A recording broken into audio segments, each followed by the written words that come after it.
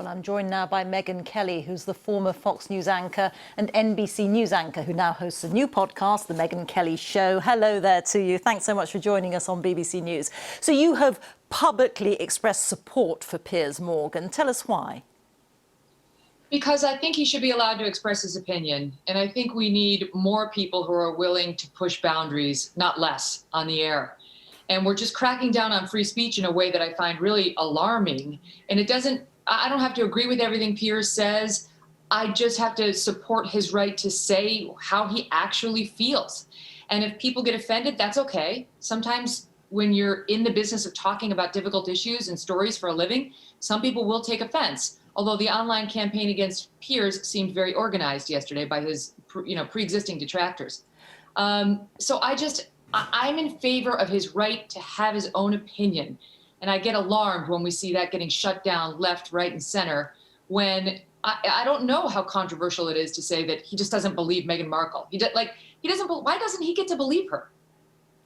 It's so interesting what you say, because no one would question his right to have an opinion. They would question his right to express it as a journalist on television. Isn't there a responsibility on journalists to maintain a degree of impartiality when they're reporting on a news story? Well, I don't think that's been Piers's brand, right? I don't get to watch him on Good Morning Britain a lot because I'm here in the States, but I read his column at the Daily Mail all the time. And I would put him more in the field of, I don't know, like a Glenn Greenwald here in the States. Well, he's in Brazil, but somebody who is both opinion and journalism. And Piers has never been shy about expressing his opinion, and he often takes controversial positions, and he's been beaten up on Meghan Markle and Prince Harry for a long time. So I think his brand is what they hired, and he didn't really deviate from it this week. So, but maybe he went too far, because the media regulator Ofcom got over 40,000 complaints from the public. They clearly thought he went too far.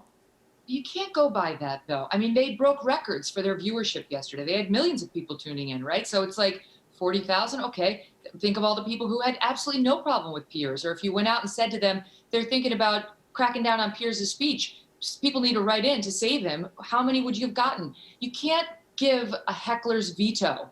And even if Piers was in trouble, okay, so you slap his hand. And he went out there yesterday morning and he said, look, if somebody is struggling with mental health, if somebody is suicidal, I 100% support their right to seek help.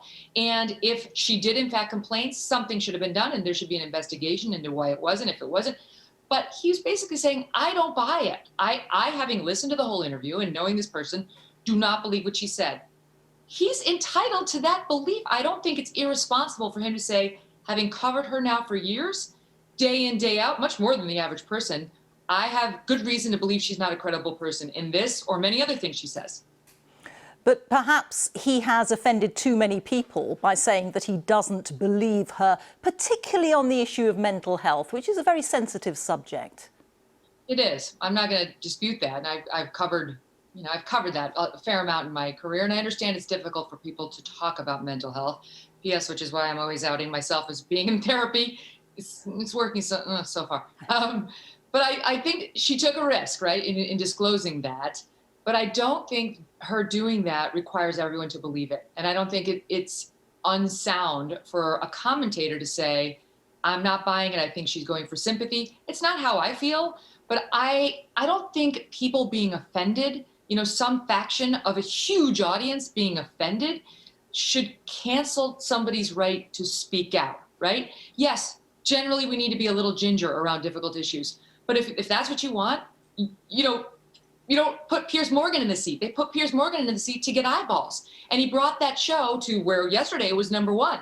And their viewers skyrocketed. He and Susanna have this great dynamic. The public enjoys it. They clearly enjoy it. They may not always like it. They may hate him on Monday and like him on Tuesday. He's been great in Great Britain on the COVID stuff. But you can't just keep yanking people's microphones off because they happen to have an opinion that some people may find offensive. I wonder if part of your difficulty with the Meghan interview and Piers Morgan's difficulty was the nature of the questioning. I mean, the Duchess of Sussex is only going to put her point of view, and what else would she do? But I wonder if you would have been less frustrated, and he might have been less frustrated, if you'd felt that the interview was more combative. Not combative. No, I didn't want to see that. And Oprah's, she started her career as a journalist, but she's been a talk show host for the past 30 years. So she's sort of in a different lane when it comes to how she approaches these interviews. And I'm sure that's why she was selected. But as a journalist, I have really wanted to see Oprah in general. She's done a couple of interviews on big cases here in the States recently. One was the Michael Jackson documentary, and now this, where it's not, believe me, it's not that I'm on the side of the Michael Jackson estate, but I wanted to see more probative questioning. And when she talked to Meghan, I think she does the audience, Oprah overall did a great job, but I think in not pressing for more specifics, Oprah did the audience and Meghan a disservice. Because as somebody who practiced law for 10 years, I can tell you it's the facts, it's the details, it's the specifics that convince people.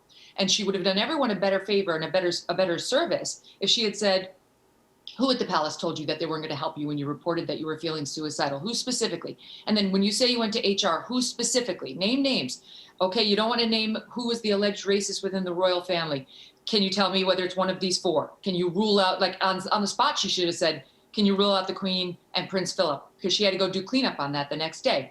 Like press, people were jealous of Meghan when she went on the Australia tour. And that's one of the things that led to the deterioration. Who? What's your evidence of that? How did you know that? You have to, as you know, as a presenter, showing instead of telling is much more compelling. And I think that didn't happen.